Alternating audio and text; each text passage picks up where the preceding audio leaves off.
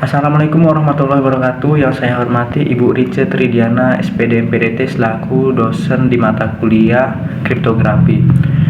Jadi izinkan kami pada kesempatan kali ini untuk mempresentasikan hasil diskusi kami mengenai sejarah, tujuan, dan juga mode operasi dari kriptografi. Akan tetapi sebelum itu saya akan memperkenalkan diri saya dan juga teman-teman saya terlebih dahulu. Perkenalkan, nama saya Muhammad Ilham Prawira Negara Siregar, kemudian ada teman saya Titi Prayogi dan juga Hotri Sirait.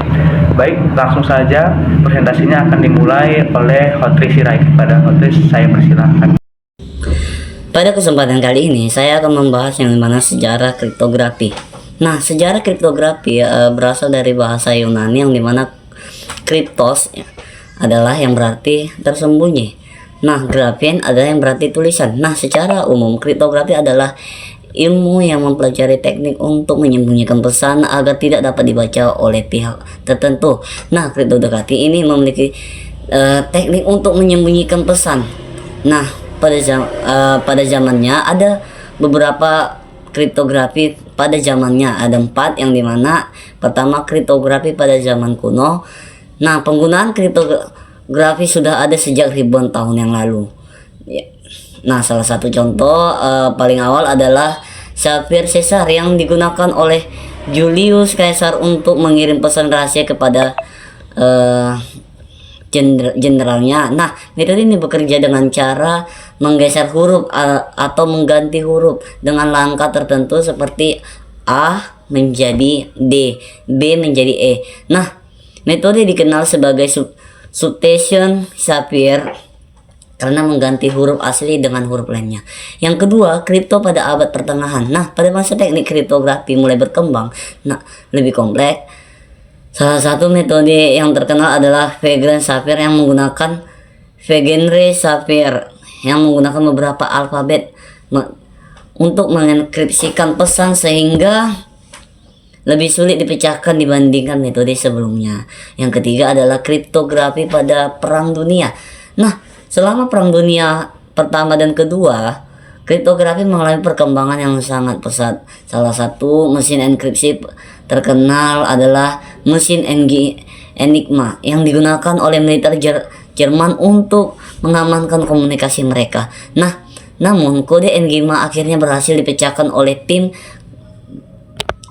tim kapitalis yang dipimpin oleh Alan Turing untuk kemudian menjadi salah satu tonggak penting untuk perkembangan ilmu komputer dan kriptografi modern. Yang keempat dan yang terakhir adalah kriptografi modern. Nah, pada era komputer, kripto berkembang menjadi lebih kompleks dengan menggunakan algoritma matematika dan komputasi. Nah, beberapa algoritma kriptografi modern ini yang terkenal antara lain adalah DES, AES, RSA. Ataupun ada DES adalah Data Encryption Standard, yang kedua AES Advanced Crypto Standard, yang ketiga adalah Reverse Summary. Adapun tujuan kriptografi yang dimana yang pertama adalah kerahasiaan, yang kedua integritas data, yang keempat autentikasi, yang kelima yang keempat repudiation. Nah, yang dimana kita bahas satu dulu. Yang pertama adalah kerahasiaan atau confidentiality. Confidentiality bertujuan untuk menjaga agar informasi hanya dapat diakses oleh pihak yang berhak dengan menggunakan teknik enkripsi. Yang kedua adalah integritas data atau integrity. Nah, integritas data bertujuan untuk memastikan bahwa data yang dikirim tidak mengalami perubahan selama proses pengiriman. Nah,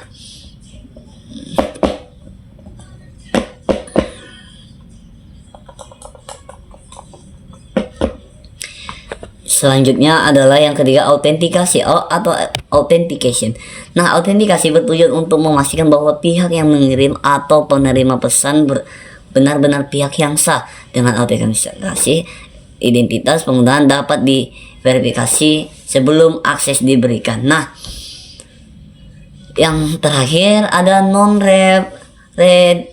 repudiation atau non repudiation. Berarti bahwa pengiriman pesan tidak dapat menyangkal bahwa ia telah mengirim pesan tersebut. Hal ini biasanya dilakukan dengan menggunakan digital signature.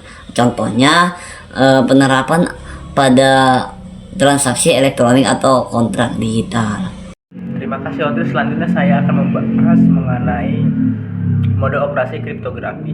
Jadi mode operasi kriptografi adalah metode yang digunakan untuk menjalankan algoritma enskripsi pada yang terdiri dari banyak blok. Mode ini mengatur bagaimana setiap blok data diproses dan bagaimana hubungan antar blok tersebut agar proses enskripsi menjadi lebih aman. Ada beberapa jenis dari mode operasi kriptografi ini. Yang pertama itu adalah ECB atau Electronic Code Book, yang dimana pada mode ini setiap blok data dienskripsi secara terpisah tanpa bergantung pada blok lain. Cara ini sederhana tetapi kurang aman karena pola data masih bisa terlihat.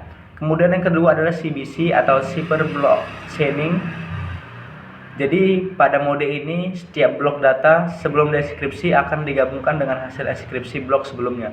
Metode ini lebih aman dibandingkan dengan metode sebelumnya dikarenakan pola data lebih sulit dikenali. Kemudian yang ketiga adalah CFB atau Cipher Feedback, yang dimana mode ini menggunakan algoritma dan mengubahnya enskripsi menjadi seperti aliran data. Kemudian data tersebut diproses sedikit demi sedikit sehingga cocok untuk proses komunikasi data secara berkelanjutan. Kemudian yang keempat adalah OFB atau Output Feedback. Dalam mode ini menghasilkan aliran kunci yang digunakan untuk mengeksekusi data. Kunci tersebut tidak bergantung langsung pada data sehingga kesalahan pada suatu bagian tidak mempengaruhi bagian lain. Kemudian yang terakhir adalah CTR Counter Mode.